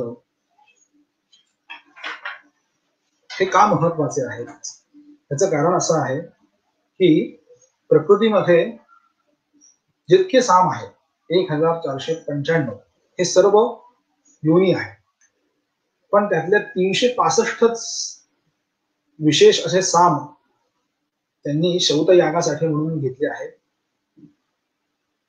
त्या योन्या स्वीकारून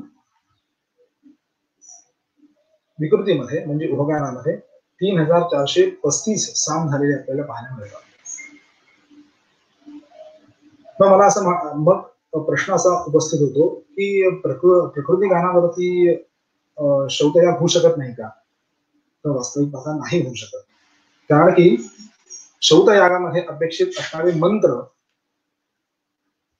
हे प्रकृती गानामध्ये प्रकृती पूर्वार्चिकामध्ये नाही.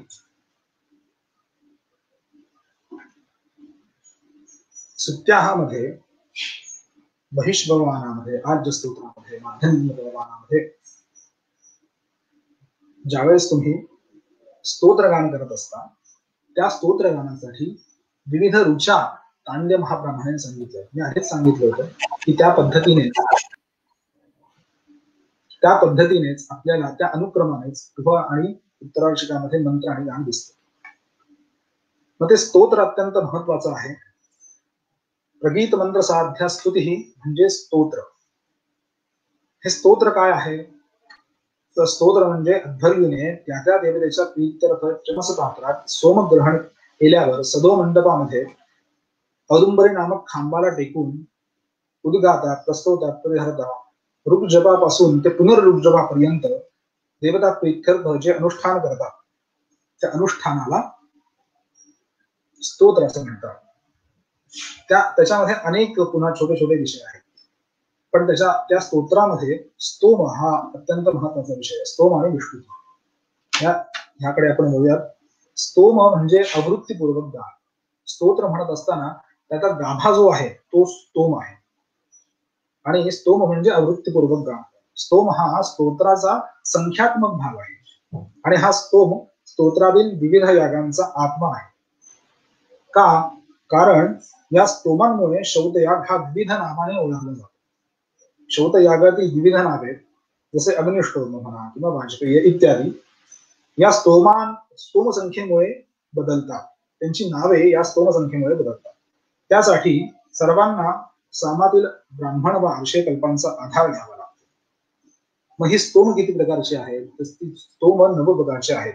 त्रिवृत, पंचदश, सप्तदश, एकविंश, त्रिनव, त्रयस्त्रिंश, चतुर्विंश, चतुश्चत्वारिंश, अष्टचत्वारिंश अशा प्रकारचे 9 स्तोम आहेत. आणि 9 या संख्येमुळे त्रिवृत म्हणजे 9, पंचदश म्हणजे 15, 17, 21 अगदी 44 पर्यंत अशा संख्येने आम्ही ते सामाची उपासना करतो, सातत्याने त्याची आवृत्ती करतो, पुनरावृत्ती करतो, त्याला स्तोम असं म्हणतात.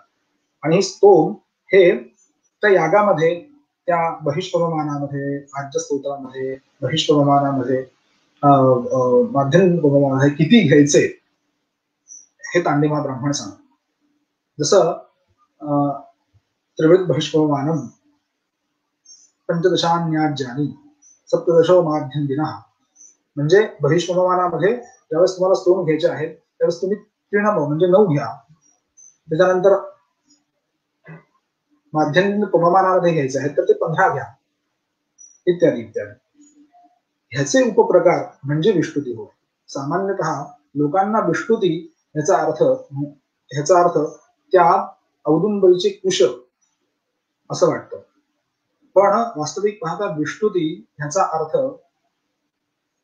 स्तोत्रामध्ये स्तोत्र गान करत असताना 3 पर्यायामध्ये ते गान केलं जातं. प्रथम पर्याय, द्वितीय पर्याय, तृतीय पर्याय. पंचदश स्तोम जरी असले तरी ते 3 मध्ये विभागले की 5-5-5 अशा पद्धतीने विभागले जातात. आणि पहिल्या पाचाला पहिला पर्याय, दुसरा पाचाला दुसरा पर्याय, तिसरा पाचाला तिसरा पर्याय असं म्हणलं जातं. या पर्यायांची व्यवस्था लावणारी विष्णुती ही एक प्रक्रिया आहे. जसं पंचदशाची पंचपंचनी नावाची विष्णुती आहे, अपरा नावाची विष्णुती आहे, त्यानंतर उद्यती नावाची विष्णुती आहे. पंचपंचनी ही कशी आहे तर पंचदशभ्यो हिंगो एकया पहिला पर्याय होत असताना सामामध्ये साम हे नेहमी रुचेवरती आधारित असतात. रुच्च ध्युडन सामा असं जे सांगितलं आहे, म्हणजे 3 रुचेंवरती 3 साम आधारित असतात. त्यातला जो पहिला साम आहे तो पहिला साम हा आपल्याला 3 वेळेस पहिल्यांदा गावा लागतो. मग दुसरा साम एकदा, तिसरा साम एकदा, पहिला पर्याय संपतो. दुसऱ्या पर्यायामध्ये पहिला साम एकदा, दुसरा साम 3दा आणि तिसरा साम एकदा, दुसरा पर्याय संपतो. आणि तिसऱ्या पर्यायामध्ये पहिला साम एकदा, दुसरा साम एकदा आणि तिसरा साम 3दा, तिसरा पर्याय संपतो. अशा पद्धतीने पंचपंचनी नावाची पंचदशस्य म्हणजे 15 स्तोम असणारी विष्णुती संपते, म्हणजे त्याचं गान संपतं.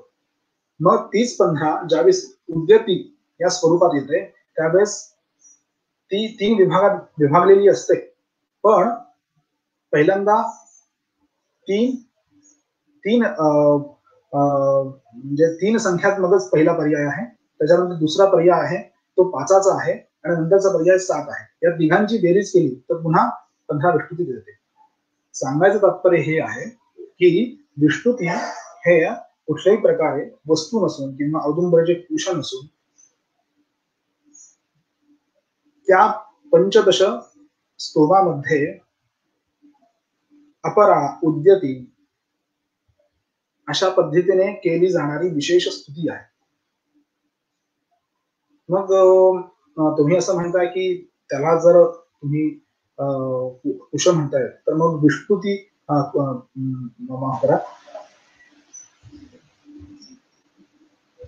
मग त्या औदुंबराच्या काड्या असतात त्याला तर विष्णुती म्हणतात. आणि तुम्ही जर असं म्हणता आहात की त्या विष्णुती नाहीयेत तर तुम्ही म्हणताय ते बरोबर आहे.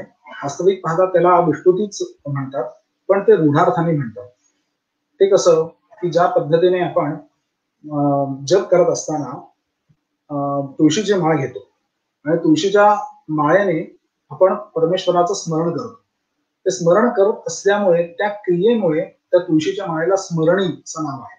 तद्वत या विशेष स्तुतीने आम्ही त्या परमेश्वराचं गान करत आहोत. या विशेष संख्यात्मक स्तुतीने आणि त्याही म्हणजे पर्यायांची व्यवस्था लावत ते गान करत आहोत, म्हणून त्या कुशांना विष्णुती असं नाव पडलेलं आपल्याला दिसतं. ह्या स्तोत्र म्हणजे ह्या संपूर्ण विष्णुती किती स्वरूपाच्या आहेत तर त्या 28 स्वरूपांच्या आहेत असं आपल्याला पाहायला आढळतं. ह्यानंतर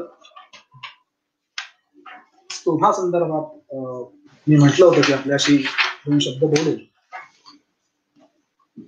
ह्यासाठी म्हणून की नंतर जो मी प्रयोग सांगणार आहे वेळेअभावी कदाचित नाही होऊ शकणार, पण जाता जाता मी हे सांगतो की स्तोभ हे अजून 2 पद्धतीने आपल्याला त्यांचा अभ्यास करता येतो. ते म्हणजे केचित अर्थबोधकाः केचित निरर्थकाः. स्तोभ हे कसे आहेत हे सांगत असताना स्तोभाः हवा आसन अलंकाराः ता अलंकुर्वन्ति इव शोभन इव गायेत. म्हणजे ज्या पद्धतीने आपण अलंकाराने सुशोभित होतो त्या पद्धतीने साम हे त्या स्तोभाने सुशोभित होतात आणि त्या पद्धतीनेच ते गायले पाहिजे. तर त्यातले काही स्तोभ जे आहेत हे अर्थबोधक आहेत आणि काही निरर्थक आहेत. निरर्थक ह्याचा अर्थ त्यांना अर्थ नाही असा नाही, त्यांना अर्थ आहे आणि तो अर्थ आहे तो म्हणजे यज्ञ यागामध्ये जर ते स्तोभ निरर्थक आहे म्हणून जर काढून टाकले तर कुठल्याही पद्धतीचं फल तुम्हाला प्राप्त होणार नाही. मग अर्थबोधक हा किती आहेत? अर्थबोधक अनेक अर्थबोधक आहेत जे आपल्याला अरण्यकामध्ये पाहायला आढळतात. जे पदस्तोभा आहेत ज्याच्यामध्ये वाक्यस्तोभे येतात. उदाहरणार्थ संज्ञा नव्याया मन्ये मन्ना सामाया मन्ये केचोदरा सर्पेणस्तेभ्यो नमः. ह्याचा अत्यंत सुंदर वर्णन आपल्याला अक्षरतंत्रामध्ये पाहायला मिळतं. तर अशा पद्धतीने अर्थबोधक सुद्धा स्वर आहे. पण तुम्ही म्हणाल गुरुजी आतापर्यंत तुम्ही स्वर सांगितले, त्याच्यानंतर विकार सांगितले, त्यानंतर पंचविध भक्ती सांगितली, त्यानंतर योनी सांगितली, ह्या सगळ्या गोष्टी सांगितल्या. पण हे सांगत असताना हे सगळं थिरॉटिकल झालंय खूप. म्हणजे तुम्ही साखर गोड आहे गोड आहे गोड आहे एवढंच सांगता, पण ती कशी गोड आहे हे मात्र सांगतच नाही. यासाठी म्हणून अगदी 5 मिनिटांमध्ये हे उदाहरण देतो आणि थांबतो की त्याशिवाय तुम्हाला सामवेदाची गोडी कळणार नाही. त्यासाठी म्हणून मी एक साम घेतला आहे, तो आहे सेतुशाम. आपल्या सगळ्यांच्या परिचयाचा आहे. त्याची देवता आहे अन्न, ऋषी आहेत प्रजापती. या नावाला अजून 2 नावं आहेत, ते म्हणजे पुरुषगतिरवा विशोकंबा इथे. या सेतुसामामध्ये जो मंत्र येतो तो मंत्र अशा स्वरूपाचा आहे की अहमस्मि प्रथमयावतस्य पूर्वं देवेभ्यो मृतस्य नामा यो माददाद्धे वमावदहमन्न वदन्तमग्नि. ह्याचा अर्थ असा आहे, ते अन्न असं म्हणतं की तुम्हाला जर असं वाटत असेल की मी 6 महिन्याला उत्पन्न होतो आणि नष्ट होतो, तर असं नाही. तर अहम अस्मि ऋतस्य प्रथमजा, मी त्या ऋताच्याही पूर्वी, म्हणजे माफ करा, त्या देवांच्याही पूर्वी ऋतापासून उत्पन्न झालेलो आहे. देवेभ्या पूर्वम अमृतस्य नामा, देवांच्याही पूर्वी मी जन्मलो आहे आणि मला अमृत असं म्हणतात. यो मा ददाति सहा एव मा अवत, मी औषधी स्वरूपामध्ये वनस्पती स्वरूपामध्ये पृथ्वीवर येतो त्यावेळेस मला दुसऱ्याला न देता जो कोण खातो त्याला मीच खातो. जो अहमन्नमन्नम अदंतम अग्नी, जर मी खातो आहे मी कोणाला देणार नाही अशा स्वरूपामध्ये जर म्हणून तो कोणी दुसऱ्या न देता खात असेल तर त्याला मीच खातो आणि नरकात नेऊन सोडतो. जर तुम्हाला असं वाटत असेल की ह्या नरकापासून आपण वाचावं तर ह्याला दुसरा काही मार्ग आहे का, तर सेतुसामा म्हणजे स्तोभ याचा मार्ग आपल्याला दाखवतात. ते असा आहे, दानेना दानम, अक्रोधेन क्रोधम, श्रद्धया श्रद्धाम, सत्येनानृतम. त्यांना असं म्हणतं की जर तुला या कुठल्याही अधोगतीला जायचं नसेल तर हे 4च मार्ग आहेत, हे 4 सेतू आहेत. कुठले सेतू आहेत, तर या 4 गोष्टींना, या 4 गोष्टींनी ओलांडून ये. लोभाला तू दानाने ओलांडून ये, मात करून ये. क्रोधाला तू क्षमेने मात करून ये. अश्रद्धेला तू श्रद्धेने मात करून ये. मग असत्याला तू सत्याने मात करून ये. आणि शेवटी साम सांगताना हे सांगतो की एषा गतिही एषा गतिही एतादमृतम एतादमृतम स्वर्गाच्छा स्वर्गाच्छा ज्योतिर्गाच्छा सेतुं स्थित्वा चतुराः सेतुं स्थित्वा स्वर्गच्छ ज्योतिर्गच्छ. या 4 सेतूंना ओलांडून तू अशा पद्धतीने स्वर्गात आणि ज्योतिर्लोकामध्ये जाऊ शकतोस. अशा पद्धतीचा आशयाने विषयाने, त्यानंतर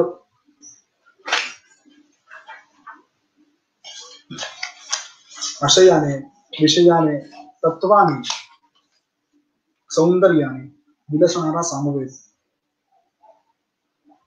हा त्या विष्णूला आवडत नसेल तरच नवल आहे. कारण वेदानाम सामवेदोस्मी म्हणत असताना परमेश्वराने, त्या भगवंताने त्या अध्यायाच्या शेवटी ते का आवडतात ह्याचं कारणही दिलं आहे. तो असं म्हणतो की यद्यद विभूतिमत्सत्वं श्रीमदोर्जितमेव वा तत्तदेवावगच्छत्वं मम तेजनुष संभवम. ज्या व्यक्तीमध्ये, गुणांमध्ये, वस्तूंमध्ये तुम्हाला ऐश्वर्य, सौंदर्य, विलक्षणता दिसते, ते सर्व माझेच आहेत, माझ्या अंशांपासून उत्पन्न झालेले आहेत. मला सांगा की ह्या सामवेदाचा विस्तार, तत्वविस्तार, स्वर विस्तार ही सामाजिक श्रीमंती नाही तर दुसरं काय आहे. म्हणून कदाचित भगवंताने आपली स्वतःची विभूती म्हणून सामवेदाचा स्वीकार केलेला आढळतो. किती छान. आजच्या व्याख्यातांना खरं म्हटलं तर वेळ कमीच पडलेला आहे, कारण साक्षात भगवंताची विभूती असलेला सामवेद समजावून सांगणं हे काही 1-1.5 तासाचं काम नव्हे, आणि त्याचं तत्वदृष्ट्या चिंतन करून त्याचं प्रत्यक्ष श्रवण करणं हा तर त्याच्या पुढला भाग राहिला. त्यामुळे कदाचित श्रोत्यांना याचा प्रत्यक्ष अनुभव घ्यायचा असेल तर सामवेदींना विशेष करून आपल्या घरी बोलवून सामश्रवण करणं हेच त्याचं उत्तर असू शकतं. कारण कदाचित काही वेळेला काही ग्रंथांचं तत्व जाणून घेणं हे जसं महत्वाचं असतं तसं त्या ग्रंथांचा अनुभव घेणं म्हणजे काय, त्या ग्रंथांचं श्रवण करणं हा सुद्धा एक फार महत्वाचा भाग असू शकतो. त्यामुळे आजच्या वक्त्यांनी जे काही त्यांच्या मर्यादित वेळेमध्ये आपल्या समोर विषय मांडलेला आहे त्याबद्दल मी त्यांना धन्यवाद देतो आणि आजचं हे व्याख्यान संपलं असं म्हणतो. सर्वेपि सुखिनः सन्तु, सर्वे सन्तु निरामयाः, सर्वे भद्राणि पश्यन्तु, मा कश्चित् दुःखभाग् भवेत्. ओम शांति शांति शांति.